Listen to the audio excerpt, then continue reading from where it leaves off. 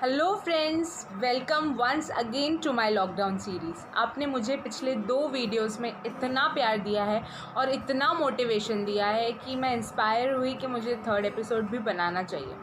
आपका यही मोटिवेशन मेरे लिए प्रेरणा है। सबसे पहले हम आज के एपिसोड में हमारे गुजरे हुए सितारे इरफान खान जी और ऋषि कपूर जी को श्रद्धांजलि देते हैं। वो फिल्मी जगत के इतने बड़े सितारे थे और इतने बड़े लेजेंड्स थे कि उनको खोना हमारे बॉलीवुड के लिए बहुत बड़ा लॉस है। मेरी प्रार्थना उनके परिवार के साथ है।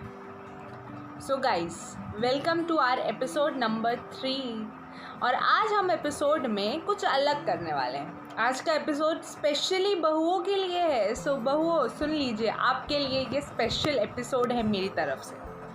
आज के एपिसोड में हम एक ऐसे गेस्ट को बुलाना चाहेंगे जो बहुएं बनने वाली हैं, जो बहुएं बन चुकी हैं और जो बहुएं अभी तक एडजस्ट नहीं कर पाई अपने नए घर में। उनके लिए ये बहुत ही लाभदायक होने वाला है। Welcoming my very own special most caring mother in law Mrs Bindiya Trivedi. Hi भाभी। Hi mom, thanks for coming to my show. Thanks to invite me. You're welcome and I'm glad कि आप आज मेरे शो पे आए। आज सबसे पहला सवाल आपके लिए यही है, घिसा पिटा है बट सबसे मैं यही पूछ के स्टार्ट करती हूँ। तो बताइए कि आप किसके साथ लॉकडाउन है? मेरी बेटी और मेरे हस्बैंड के साथ में लॉकडाउन हूँ। तो क्या लगता है आपको कि ये लॉकडाउन कैसा है? क्या आपको ये टाइम अच्छा लग रहा है कि ये टाइम बहुत बोरिंग लग रहा है और कट नहीं रहा है ये टाइम? ऐसा तो कुछ नहीं है, कट नहीं रहा है ऐसा तो, लेकिन कुछ बोरिंग भी नहीं है। एज यूजुअल जैसे था जिंदगी, खाली किटी पार्टी, मार्केटिंग, शॉपिंग सब बंद हो गया। ओह, सो सैड। आज की जनरेशन की सासू माँ का ये प्रॉब्लम है कि उनको किटी पार्टी और मॉल्स में जाने को नहीं मिल रहा है। अब हम सबका क्या होगा? आज जो हम लाए हैं वो हमारे यही सवाल हैं। हम ये अपने व्यूअर्स को बताना चाहते हैं आज कि सास बहू का रिश्ता कैसा होना चाहिए। कुछ लड़कियां ऐसी हैं जो अभी तक बहू बनी नहीं हैं, कुछ ऐसी हैं जो थोड़े टाइम में बनने वाली हैं। तो ये जो शो है वो खास उनके लिए है। तो आज मैं आपको कुछ ऐसे सवाल करने वाली हूँ जो हमारी लाइफ से रिलेटेड हैं, जो डे टू डे सास बहू की लाइफ से रिलेटेड होते हैं। सबसे पहला सवाल आपके लिए ये है कि आपको अपनी बहू से क्या एक्सपेक्टेशंस है, मतलब कि आपके हिसाब से एक आइडियल बहू कैसी होनी चाहिए?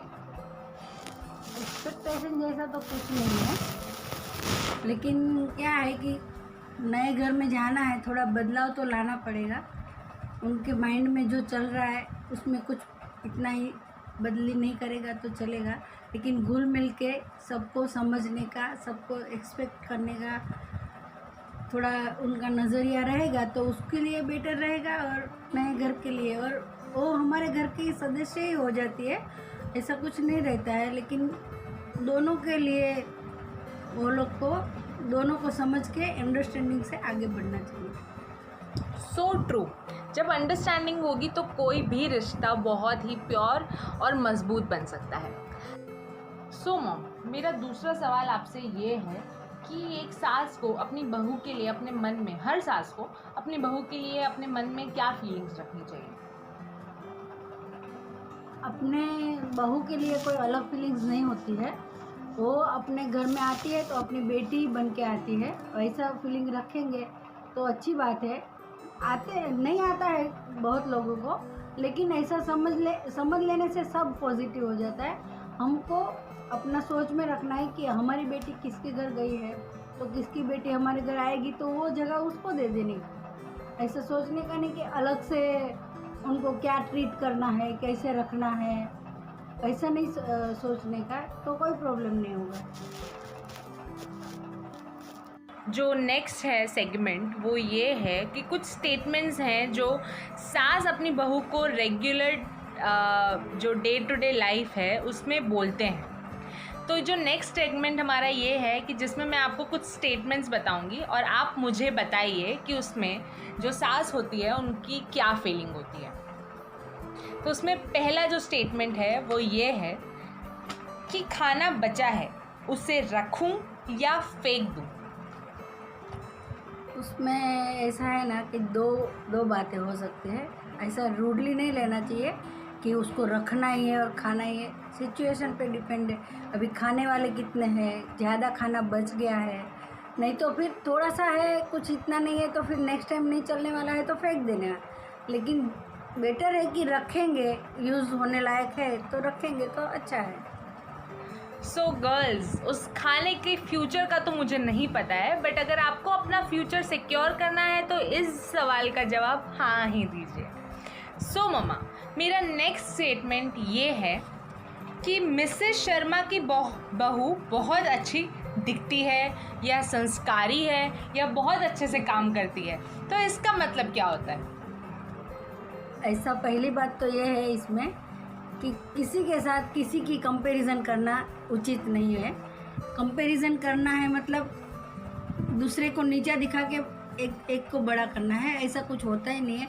सब अपनी जगह पे ठीक ही रहते हैं। सब लोग अपने अपने हिसाब से, सब उंगलियां अपने सरीखी तो नहीं रहती है, सब अलग अलग माइंड है, सबका अलग अलग सिचुएशन है। इसके लिए कंपैरिजन कभी किसी के साथ नहीं करना है। वो अपनी जगह पे ठीक है, हम अपनी जगह पे ठीक है। ये एक पॉइंट सासुरों के लिए है कि आंटी आप प्लीज़ हम लोगों की कंपैरिजन किसी और के साथ मत कीजिए। आपकी बहू जैसी भी है बहुत स्पेशल है। जैसे आपके बच्चे भी दूसरे बच्चों जितना शायद अच्छे ना हो, या कुछ चीज़ें ऐसी हों जिनमें वो दूसरे बच्चों से भी अच्छे हों। तो जो गुण हैं आपकी बहू का, आप उसे लोगों के सामने लाइए और अपने मन में उसको ज़्यादा वैल्यू दीजिए। तो मॉम, मेरी तीसरा स्टेटमेंट ये है कि मेरा बेटा शादी के बाद बिगड़ गया। ये हम अक्सर अपनी सासुओं से सुनते हैं, तो इसके लिए आप क्या बोलना चाहेंगी? इसमें मैं बिल्कुल सहमत नहीं हूँ। ऐसा होता नहीं है। हमारा नज़र में वो ऐसा आ जाता है कि अभी वो बदल गया है, तो उसमें भी अभी जनरेशन गैप तो होने वाला है। अभी वो छोटा है, हम लोग बड़े हैं, तो थोड़ा उसका विचार अलग रहेगा हमारा, और उसका जिम्मेदारी भी बढ़ जाता है। तो हमको ऐसा लगता है कि ऐसा हुआ है, लेकिन मुझे नहीं लगता है कि हम थोड़ा पॉजिटिव सोचेंगे तो ऐसा नहीं होता है। बच्चे को अपने हिसाब से अपना लाइफ जीने देना चाहिए। सो बॉयज़, आपकी मदर्स आपके लिए पॉजेसिव होती हैं, तो अगर आप अपना जो टाइम है, वैल्यूएबल टाइम है, आई नो आप लोग भी बहुत बिजी होते हैं, आपके पास बहुत काम होते हैं और आपको अपनी वाइफ्स को भी टाइम देना होता है, पर अगर आप उस टाइम को थोड़ा बैलेंस करके थोड़ा टाइम अपनी मदर्स के साथ भी बिताएं, थोड़ा टाइम अपनी फैमिली के साथ भी बिताएं, तो शायद ये जो सास और बहू का प्रॉब्लम आपकी वजह से क्रिएट हो रहा है वो कम हो जाएगा। सो मम्मा, मेरा चौथा स्टेटमेंट ये है कि सास अपनी बहू से कहती है कि बहू लाओ ये काम मैं कर देती हूँ, तो इसका मतलब क्या होता है? उसका एक ही मतलब होता है कि भाई थोड़ा उसको हेल्प हो जाए, और अकेले अकेले करेंगे तो ज़्यादा टाइम जाएगा। उससे अच्छा दोनों मिलके कर लेंगे तो तुरंत होके दोनों फ्री हो जाएंगे। फिर मोबाइल देखते रहेंगे दोनों भी साथ साथ में, फिर उसका मैसेज मुझे दिखाएगी, मेरा मैसेज मैं उसको दिखाऊंगी, और साथ तो में अच्छा वीडियो भी बना सकते हैं। वीडियो भी बना लेते हैं तो अच्छा लगता है, उसमें क्या है।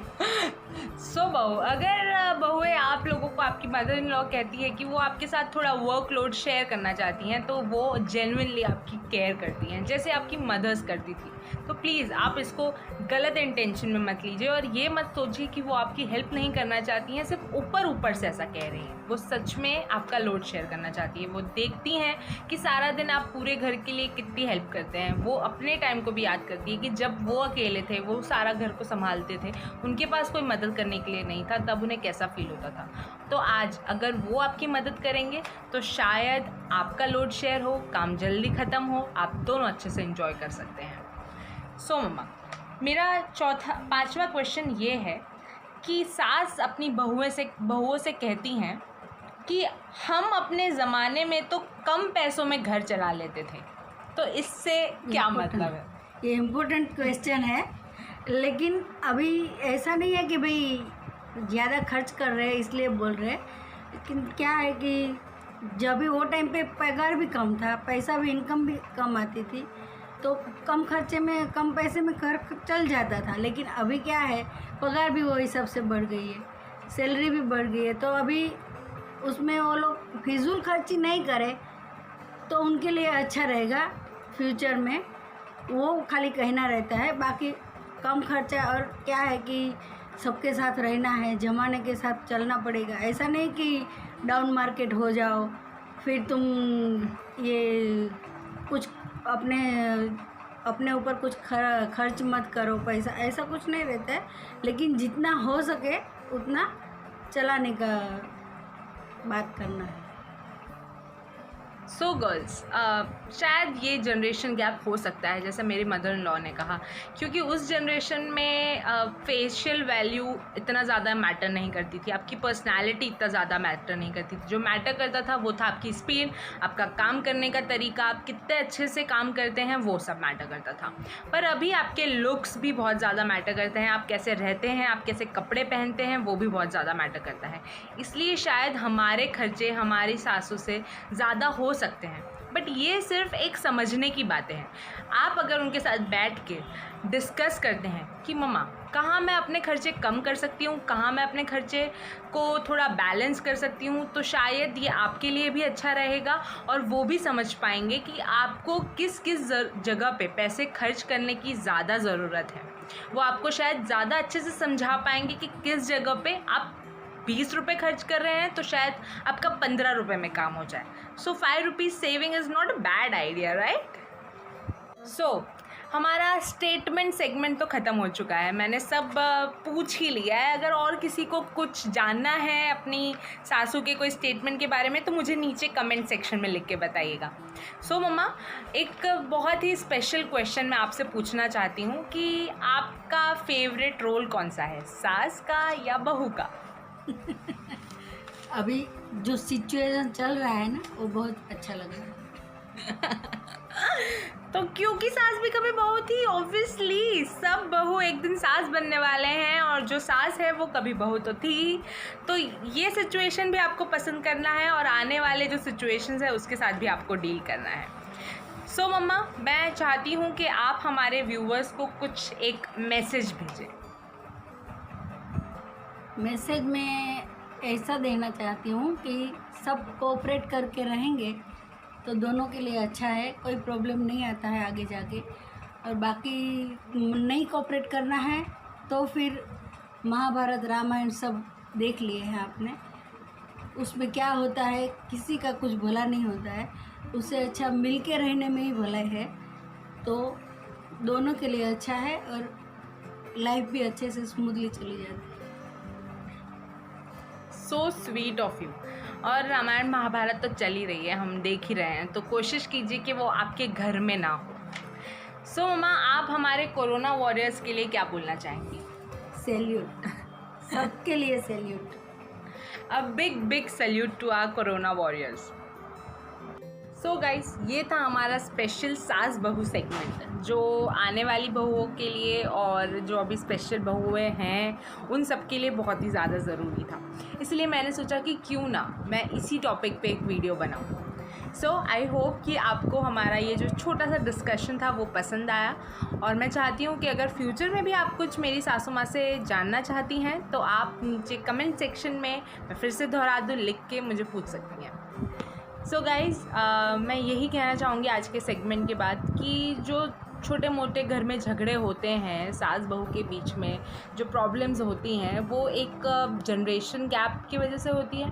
कुछ बच्चे तो ऐसे होते हैं जिनको खुद के पेरेंट्स के साथ भी एडजस्ट करने में बहुत प्रॉब्लम होती है। तो या डेफिनेटली वो जनरेशन गैप है, पर वो जनरेशन गैप इसलिए नहीं है क्योंकि वो लोगों की सोच आपसे पीछे है, वो इसीलिए है क्योंकि आप लोगों ने एक कदम पीछे ले लिया है। गाइस, उन्होंने अपनी लाइफ का काफ़ी बड़ा अरसा बिना इंटरनेट के निकाला है। सो हम लोगों से तो वो काफ़ी महान हुए, राइट?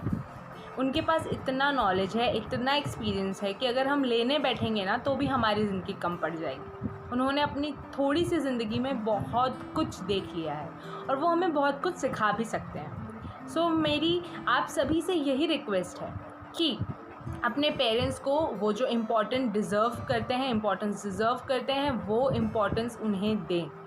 अपनी सास हो या अपने ससुर हो या आपके कोई दूर के रिलेटिव्स हों, सबको रिस्पेक्ट दें, सबकी बात समझने की कोशिश करें, हमेशा पॉजिटिव रहें। हर चीज़ को पॉजिटिव वे में देखने की कोशिश करें। अगर आप पॉजिटिव रहेंगे तभी आपके आजू बाजू का भी एनवायरनमेंट पॉजिटिव रहेगा। आखिर में मैं बस यही कहना चाहूँगी कि इस पीरियड को अपनी फैमिली के साथ एंजॉय करिए। अगर आप भी मेरी तरह अपनी सासू माँ के साथ लॉकडाउन हैं तो फिर ऐसे ही एंजॉय कीजिए, क्योंकि वो भी चाहते हैं आपके साथ एंजॉय करना, बिलीव मी। एंजॉय योरसेल्व्स, हंसते रहिए, मुस्कुराते रहिए और मेरे वीडियोस को लाइक, शेयर, सब्सक्राइब करते रहिए।